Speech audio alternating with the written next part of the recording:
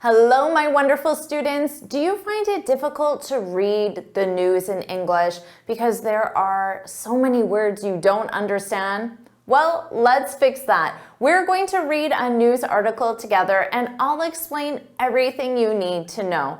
Welcome back to JForrest English. Of course, I'm Jennifer. Now let's get started. First, I'll read the headline, The Great Monarch Migration. So as you can see, we're talking about butterflies, a specific species of butterfly called monarch butterflies. Migration is the process of animals traveling to a different place, and it's usually when the seasons change. And this is important because people can migrate as well, move to another country for a specific reason. But for animals, it's when they travel to a different place when the seasons change. So, for example, the scientist is studying butterfly migration, studying or perhaps tracking butterfly migration.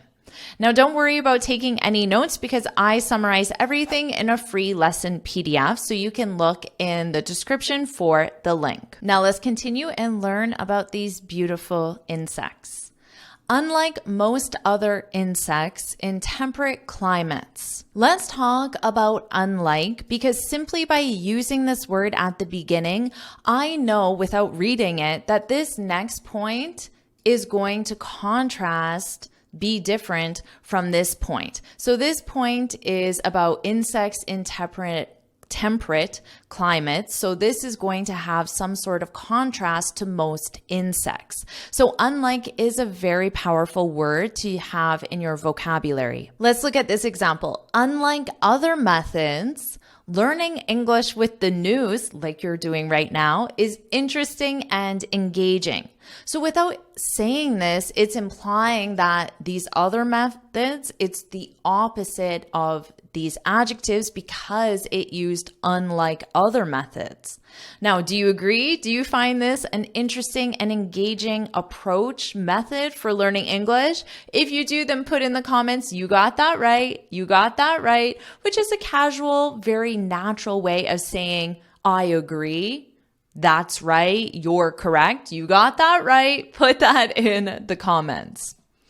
Unlike most other insects in temperate climates, let's review temperate. A temperate climate is one that is neither hot nor cold. So it's not an extreme climate. It's somewhere in the middle. So notice here, neither nor, because I'm excluding both of them. I'm saying not hot, not cold. Neither nor. Neither hot nor cold.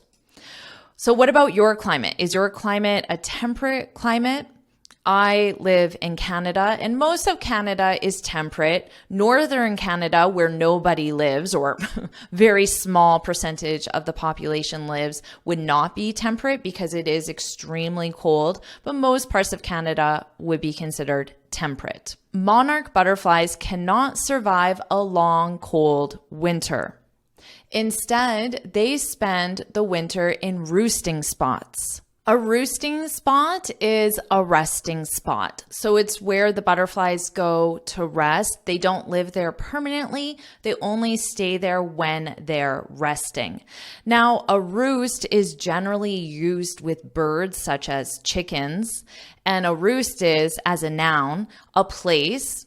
For chickens is usually a branch of a tree where birds rest or sleep. So here roosting is an adjective and spot is the noun, and it simply means resting spot. Monarchs west of the Rocky Mountains travel to small groves of trees along the California coast. Here, the word grove is a collection of trees, an area with a lot of trees. A grove of trees. Are you enjoying this lesson?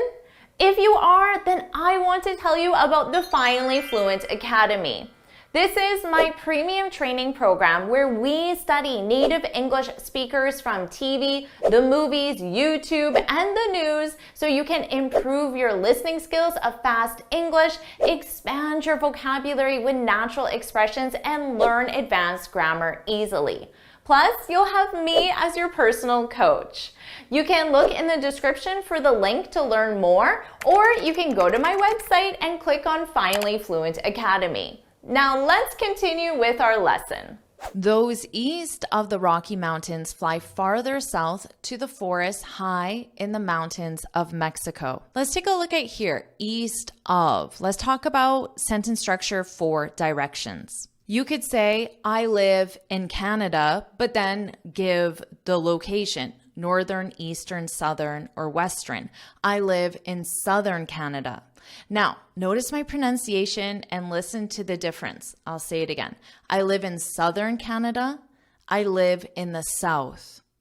Notice how that vowel change. This only changes for southern and south. There isn't the equivalent vowel change in the other directions. Southern, southern Canada, south. South. I live in the south. So if you're in the location and someone asks you, oh, where do you live? Oh, I live in the south. I live east of the river. So here you're just talking about a direction like on a compass. The river is here and you're east of the river. So that is the compass direction. Those east of the Rocky Mountains, so here they're giving more of a compass direction. Those east of the Rocky Mountains fly farther south, out. Notice that pronunciation here, south. Okay, let's talk about farther because a lot of students want to know the difference between farther and further. The easiest way to remember it is that farther is with directions.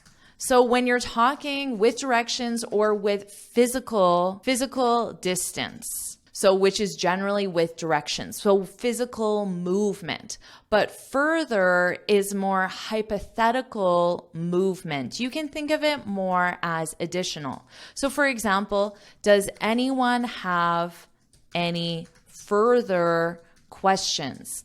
I'm not asking you to go physically more. I'm asking you more in a hypothetical way, in a non-literal way, additional. So if you can replace further with additional, but farther would be more distance, more movement.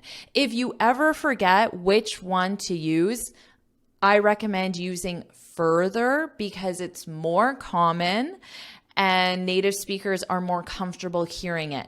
But to help you remember, oh, I put father. It's not father, it's farther. So to help you remember it, just remember that the word has far, which is distance, near, far. So that should help you remember that is physical distance, and then further is more additional. Farther south, because distance, to the forest high in the mountains of Mexico. In all the world, no butterflies migrate like the monarchs of North America. They travel much farther, again, because our verb here is travel. So I'm talking about physical movement, physical distance. So that's why I'm using farther. But you might say, Jennifer, can you give me some further information about butterflies or about how to use directions, for example. So in that case, it's additional. They travel much farther than all other tropical butterflies, up to 3,000 miles. So when you have up to, it's giving the maximum limit. So it could be less, but this is the maximum that they travel. You might see up to when they're telling you the time requirement. You have up to 45 minutes to complete the exam. You can submit your exam after 15 minutes, but the maximum is 45, up to 3,000 miles. They are the only butterflies to make such a long two-way migration each year. So of course, two-way means they go and they return. Go and return. That's two-way. And notice there's no S on ways because this is an adjective and we don't add an S to adjectives. For example, she booked a two-way ticket. So this is an adjective. She booked a ticket. What type of ticket? A two-way ticket. So that's why there's no S. Now, a two-way ticket is frequently called a round trip ticket, or a return ticket. So you may see any one of these three. But normally you'll see ways with an S when there's more than one. There are two ways to submit the assignment because in this case, it isn't an adjective. Amazingly, they fly in masses to the same winter roost. What's a roost? Do you remember? A roost is a resting spot, a resting location. So to the same winter roost, resting spots. Now in masses, this means in large numbers, in masses. Often to the exact same trees. The exact same trees. Now here, that's why they said amazingly, because this is quite amazing that butterflies have the ability to do this. So when you want to deliver some information that sounds really amazing, you can add amazingly as an adverb. Their migration is more the type we expect from birds or whales. However, unlike birds and whales, remember this one, unlike birds and whales. So now I know that there's going to be a contrasting point between how butterflies behave and how birds and whales behave. Butterflies only make the round trip once. Okay, so birds and whales make the round trip twice, or they make a return trip, I guess.